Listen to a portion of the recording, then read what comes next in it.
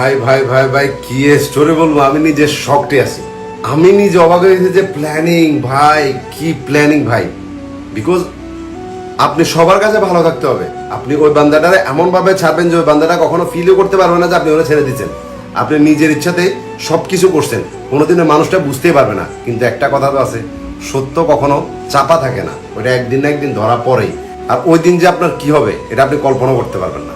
একটা ছেলে তারই আত্মীয়র মধ্যে একটা মেয়ের সাথে তার রিলেশনশিপ হয়ে যায়। রিলেশনশিপ বলতে প্রথমে জাস্ট তারা অ্যাজ এ ফ্রেন্ডের মতো কথাবার্তা বলতো, মেয়েটা টুকটাক তাকে ফোন দিত, সেও তাকে টুকটাক কথাবার্তা বলতো, আত্মীয়ের মধ্যে ছিল। তো এইভাবে কথা বলতে বলতে অনেক লং টাইম তারা কথা বলা শুরু করে দিয়েছে। একটা সময় কি হয়, বিষয়টা তো আত্মীয়ের ভিতরে, এই কারণে যখন মেয়ের পরিবারে কয়েকজনে জেনে গেছে বা ছেলের পরিবারে কয়েকজনে জেনে গেছে, তখন তারা কথা বলা বন্ধ করে দিছে।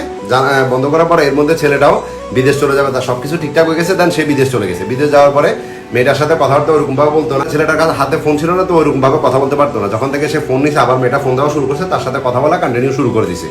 একটা পর্যায়ে কথা এত বেশি হয়ে যাচ্ছে যে তারা বুঝতেছে যে একে অপর প্রতি তাদের ফিলিংস জন্ম নিতেছে। তখন মানে ছেলেটা বলতেছে যে দেখো, আমি তোমার সাথে কোনো সম্পর্ক বা কোনো রকম কথাবার্তা বলতে পারবো না, বাস যা হয়েছে বাদ দাও, শেষ, আত্মীয়র মধ্যে এটা হবে না, এগুলো বলে ছেলেটা বাদ দিয়ে দিতে চাইছিল। তখন মেয়েটা কি করছে, ছেলেটা এটা বলে ফোনটা রেখে দিছে। রেখে দেওয়ার পরে মেয়েটা কি করলো, রমজান মাস ছিল, ছেলেটা পরের দিন যখন ঘুম থেকে উঠে দেখতে যে মেয়েটার ইমোর স্টোরিতে, মানে মেয়েটার পুরো হাত কেটে ওইখানে স্টোরি দিয়ে রাখছে। যত রমজান ছিল ওই রমজানটা লিখছে, ছেলেটার নাম দাম একশোটা লিখে এরকম করে দিছে। তো ছেলেটা ফোন দিয়ে জিজ্ঞেস করতেছে যে তুমি এমনটা কেন করছো।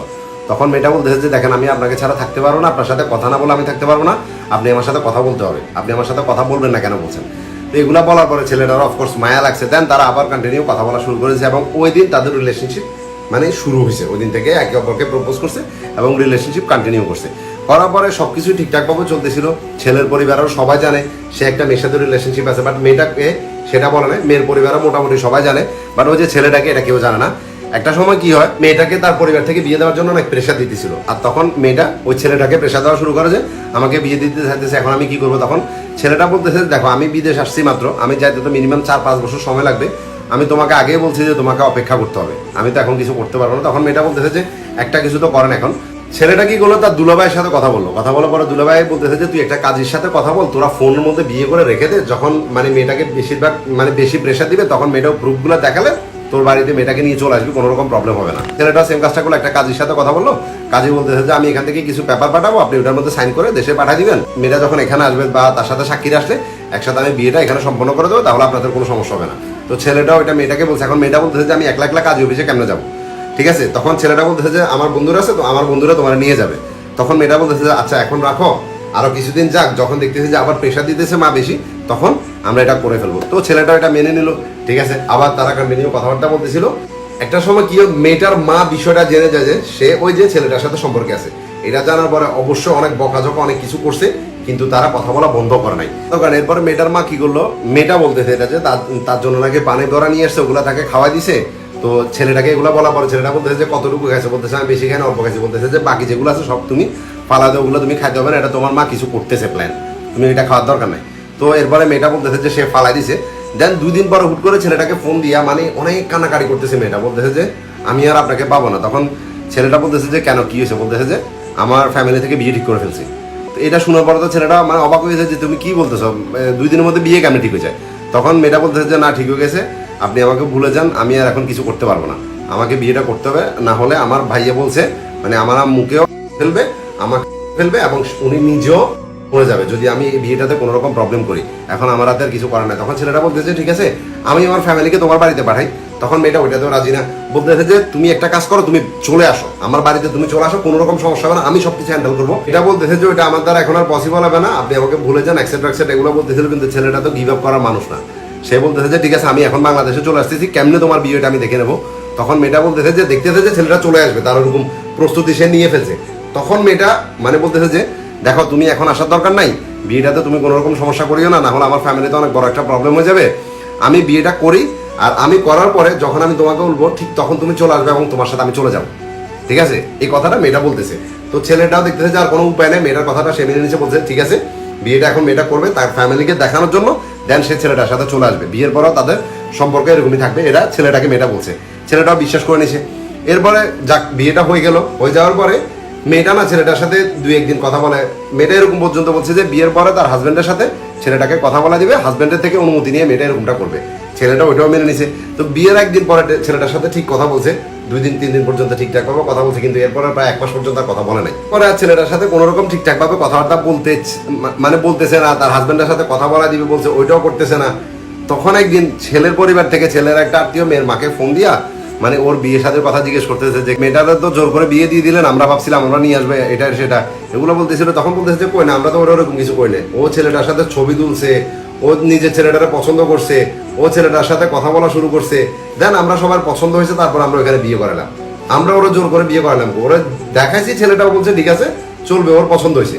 আমরা ওরা জোর করে বিয়ে কই করালাম। সাথে সাথে ছেলের আত্মীয়টা কি হলো, ফোনটা কেটে দিয়ে ছেলেটাকে ফোন দিছে। ফোন দিয়ে বলতেছে যে এমনি ওর বিয়ে তোকে জোর করে দেয় না, ও এমনি এমনি বলতেছে। তখন এবারে ছেলেটা বলতেছে যে না, আমি ওর মায়ের কথা বিশ্বাস করি না, ওর মা আপনাকে মিথ্যা কথা বলছে।